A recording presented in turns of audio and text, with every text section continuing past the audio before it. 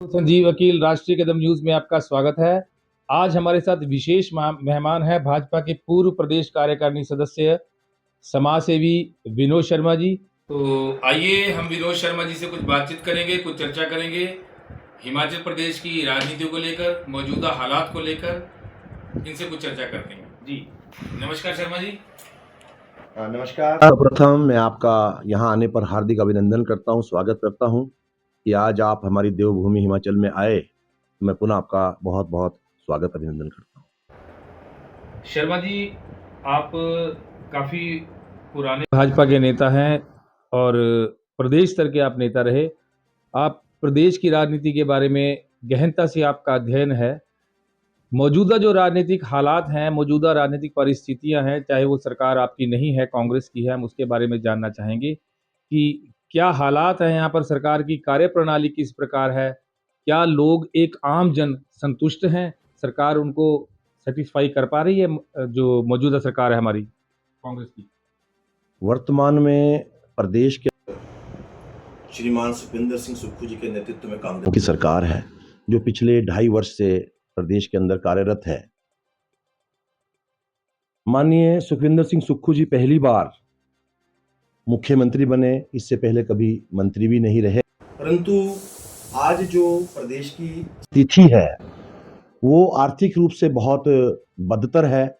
जो है इस समय परेशान है कि विकास के कार्य सारे के सारे रुके पड़े हैं और सबसे बड़ा कारण जो है वो प्रदेश की सरकार का कहना है कि हमें केंद्रीय मदद बिल्कुल बंद हो चुकी है और हमारी प्रदेश की ऐसी स्थिति नहीं है कि हम सारे कार्य को सुचारू रूप से आगे बढ़ा सकें। तो हर वर्ग जो है इस समय काफ़ी परेशान है, चाहे वो हमारा हिमाचल के अंदर सबसे बड़ा वर्ग जो है वो एम्प्लॉयज़ वर्ग है। एम्प्लॉयज़ अपने जितने भी उनके आज तक के जितने बेनिफिट्स हैं वो सारे के सारे पिछले कई वर्षों से पेंडिंग है।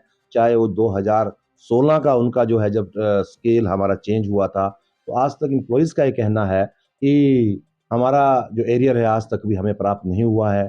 पेंशनर्स भी टाइम टू टाइम जो है अपनी बहुत सारी मांगे जो है वो किसी न किसी मंच के माध्यम से जो है वो रख रहे हैं।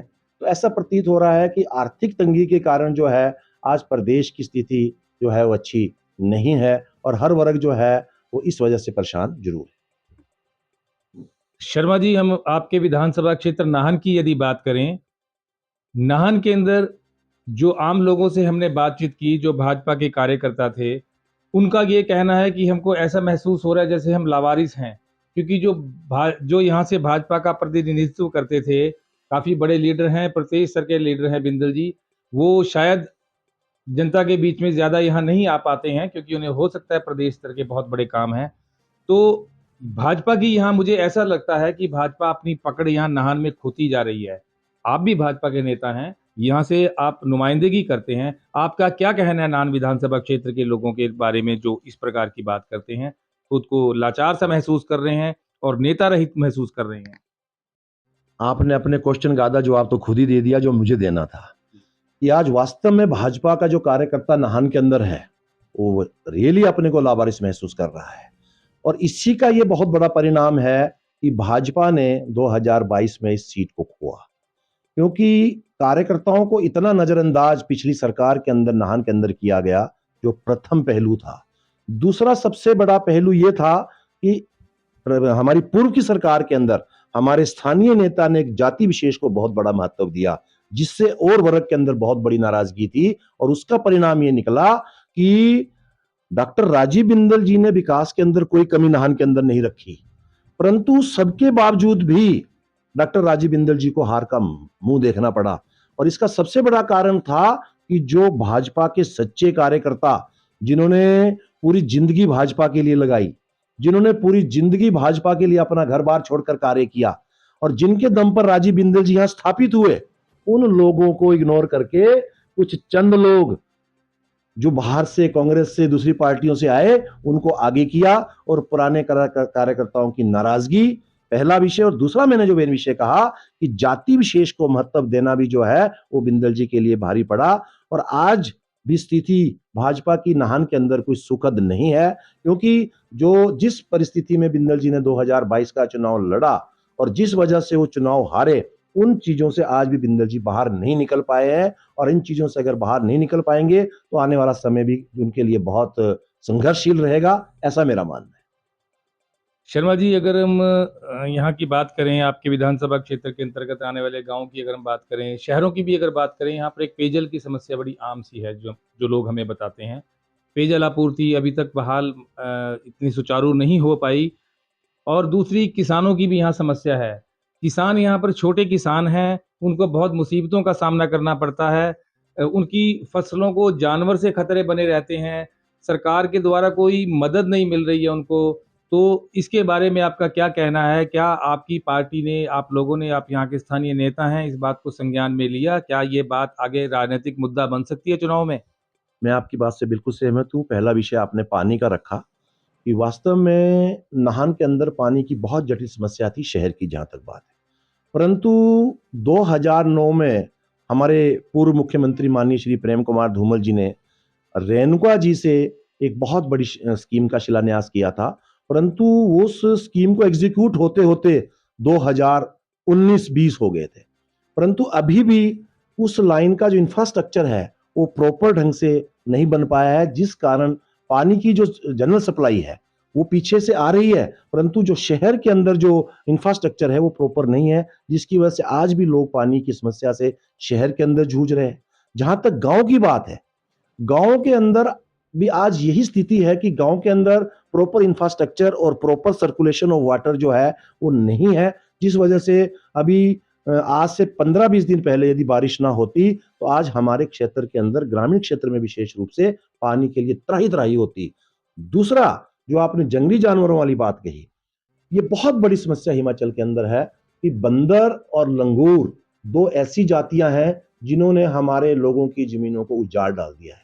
सरकार ने इसके लिए सोलर फेंसिंग की स्कीम जरूर चलाई, परंतु मैं आज इस मंच से एक बात जरूर कहना चाहता हूं आपके माध्यम से, कि वो स्कीम धरातल के ऊपर जीरो है। उसकी जो एग्जीक्यूशन है वो बिल्कुल जीरो है, जबकि सरकार ने उसके लिए मापदंड बनाए हैं कि कितने इंच का पाइप लगना है, कितने इंच का गड्ढा बनना है, क्या उसके अंदर रेशो रहेगी, क्या उसकी स्पेसिफिकेशन ऑफ वायर्स रहेगी। परंतु वो कार्य उसके मुताबिक 25% भी धरातल पर नहीं हो रहा है। जितनी भी सोलर फेंसिंग की स्कीमें हमारे क्षेत्र के अंदर लगी हैं वो सब की सब बंद पड़ी हुई हैं। इसलिए जो है ये बहुत बड़ा मुद्दा जो है आने वाले समय में बनेगा कि यदि हमारे किसान, जो हमारा हिमाचल का सबसे बड़ी आर्थिकी का जो साधन है वो किसान की जो है वो किसान और खेती बाड़ी है, और हमारे यहाँ कैश क्रॉप्स बहुत बड़ी तादाद में हिमाचल के अंदर होती है। यदि ये सोलर फेंसिंग की स्कीम को सही ढंग से एग्जीक्यूट किया जाता तो ये समस्या से हम निजात पा सकते थे। एक और भी यहाँ पर समस्या है, ये जो सबसे बड़ी, हमने धांधली जो की बात करें यहाँ पर, जो आपकी सिंचाई विभाग है, उस विभाग का पर्टिकुलर नाम बता रहे थे लोग कि इस विभाग में सबसे बड़े घोटाले हुए हैं। टैंक बना दिए गए हैं, उसमें पानी नहीं है, उनका कनेक्शन नहीं किया।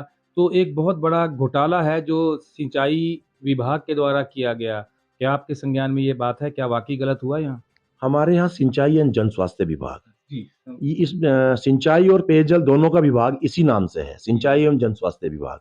मैंने पहले भी आपको ये बात कही कि इस विभाग के अंदर बहुत बड़ी तादाद के अंदर बजट जो है आवंटित किया जाता है, परंतु इसमें कोई दो राय नहीं कि जो वो बजट धरातल के ऊपर एग्जीक्यूट नहीं होता है तो ये निश्चित है कि उसके अंदर बहुत बड़ा गड़बड़झाला चला हुआ है।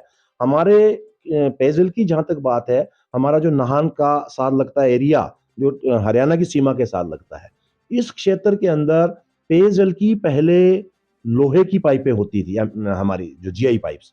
अभी पिछले 4-5 साल में प्लास्टिक की पाइप जो है वो चेंजेस की गई, परंतु आज अगर देखा जाए तो जो पहले का इंफ्रास्ट्रक्चर था वो निकाल दिया है और नया इंफ्रास्ट्रक्चर प्रॉपर नहीं लगा है, जिसलिए किसान जो है आज सिंचाई की जो है उस सुविधा से जो बिल्कुल वंचित है। और ये निश्चित है कि यदि वो कार्य ढंग से नहीं हुआ है तो उसके अंदर बहुत बड़ा कहीं ना कहीं गड़बड़ झाला है और इसकी जांच होनी चाहिए, क्योंकि वो कार्य प्रॉपर ढंग से एग्जीक्यूट नहीं हुआ है। विनोद शर्मा जी, जब हम लोगों के बीच में विजिट कर रहे थे, लोगों से जानकारी ले रहे थे, तो एक आपका नाम आया बतौर समाज सेवी। उनका, लोगों का कहना था कि शर्मा जी बहुत अच्छे समाज सेवी हैं और हर जो भी सोशल कोई फंक्शन या धार्मिक कार्यक्रम होता है उसमें आपकी मौजूदगी रहती है। और ये हमें दिखाई भी दे रही है, मेरे ख्याल से आप अमन दिखा सकते हैं कि बहुत सारे आपको यहाँ पर कुछ सम्मान पत्र दिए गए हैं, शील्ड्स दी गई हैं, तो मतलब इसको क्या हम समझ सकते हैं कि आप जो दबी आवाज़ में लोग कह रहे हैं कि इस बार शर्मा जी यहाँ के राजनेता भी बन सकते हैं, क्या समाज सेवी से राजनेता बनने का सफ़र आप पूरा कर चुके हैं? क्या आप यहाँ से दावेदारी भी कर सकते हैं भाजपा से? सबसे पहले तो मैं आपका और पब्लिक का धन्यवाद करना चाहता हूं कि जिन्होंने मेरा ये फीडबैक आपको दिया। और आज के समय में सोशल मीडिया का ज़माना है। आज छोटा कार्यक्रम हो, बड़ा कार्यक्रम हो, आज सोशल मीडिया के मार्फत हर व्यक्ति तक बड़ी आसानी से पहुँचता है। मैं ये कार्य तो पिछले 25 वर्षों से लगातार कर रहा था, परंतु पहले मीडिया का माध्यम कम था। आज सोशल मीडिया के माध्यम से हर व्यक्ति एक-दूसरे को बहुत अच्छे ढंग से कनेक्ट कर सकता है। मैं पिछले कई वर्षों से जहाँ आम लोगों की, गरीब लोगों की सेवा के लिए तत्पर रहता हूँ। क्षेत्र के अंदर कोई भी धार्मिक कार्य हो, क्षेत्र के अंदर कोई भी डेवलपमेंट का कार्य हो, क्षेत्र के अंदर कोई भी आपदा आई हो, तो मैं उसमें बढ़-चढ़कर हमेशा भाग लेता हूँ। और दूसरा, मुझे कहीं भी कोई गलत नज़र आता है कि यहाँ गलत हो रहा है, तो उस बात को उठाने में भी मैं बिल्कुल संकोच नहीं करता हूँ। और जहाँ तक रही बात आने वाले समय में राजनीति की, क्योंकि व्यक्ति जब समाज सेवा के अंदर आता है और उसे दिखता है कि अब समाज के अंदर गलत हो रहा है, तो वो जो है ऑटोमेटिकली जो है वो राजनीति की तरफ प्रेरित हो जाता है। और मैंने 2017 में और 2022 में भी भाजपा के लिए ज़ोर-शोर से जो है अपनी दावेदारी की थी, और मैं 2027 के चुनाव में भी भाजपा के टिकट के लिए ज़ोर-शोर से दावेदारी करूँगा, जो मेरा हक भी बनता है, क्योंकि मैं यहाँ का स्थायी निवासी हूँ और पिछले 25 साल से लोगों का सुख-दुख और लोगों की सेवा के लिए जो है वो दिन-रात मेरी प्राथमिकता है। मेरा परिवार और मेरा कारोबार मेरे लिए सेकेंडरी है। मेरे क्षेत्र की जनता मेरे लिए जो है वो प्रायोरिटी पे है, प्राथमिकता पे है। यानी कहा जाए तो आपका ये मानना है कि राजनीति जो है वो समाज सेवा का एक बहुत अच्छा प्लेटफ़ॉर्म मंच है। अगर राजनीति। राजनीति की परिभाषा देखें तो समाज सेवा ही है। अगर लोग उसको दूसरे अंदाज में इस्तेमाल करें, वो उनकी सोच है। अदरवाइज़ राजनीति तो है ही पब्लिक सेवा है। कि हम पब्लिक की सेवा के लिए अगर राजनीति में आए, और राजनीति का अर्थ मैं पब्लिक सेवा समझता हूँ। मैं दूसरा कोई अर्थ नहीं समझता। शर्मा जी, पिछले दिनों भारत और पाक का काफ़ी तनाव रहा, और लेकिन हमारे जो सेना ने जिस तरीके से शौर्य दिखाया, जिस तरीके से अपने दम-खम दिखाकर यानी कि दुश्मन के दाँत खट्टे कर दिए, आपका सेना को लेकर क्या कमेंट है, क्या कम्प्लीमेंट देना चाहेंगे सेना को? मैं भारतीय सेना को बहुत-बहुत साधुवाद देना चाहता हूँ। हमारी सेना ने जो शानदार जानदार कार्य हमारे 26 निर्दोषों लोगों की मृत्यु का लिया, वो अपने आप में अविस्मरणीय है। मैं भारतीय तीनों सेनाओं के सेनापतियों को और तमाम सेना के अधिकारियों को और जवानों को अपनी तरफ से बहुत बधाई, शुभकामनाएं देना चाहता हूं। उन परिवारों को भी बहुत शुभकामनाएं, बधाई देना चाहता हूं, जिन्होंने से वीरों को इस देश की रक्षा के लिए हमारी सीमाओं के ऊपर भेजा और उन्होंने हमारे देश का नाम पूरे विश्व के अंदर जो गौरवान्वित किया। मैं पुनः बहुत बहुत बधाई देना चाहता हूं। आपका बहुत-बहुत धन्यवाद शर्मा जी। धन्यवाद, आपका बहुत बहुत धन्यवाद। आप यहाँ आए, आप पुनः जरूर पधारें। मैं हमेशा आपके बीच में रहूंगा। जी।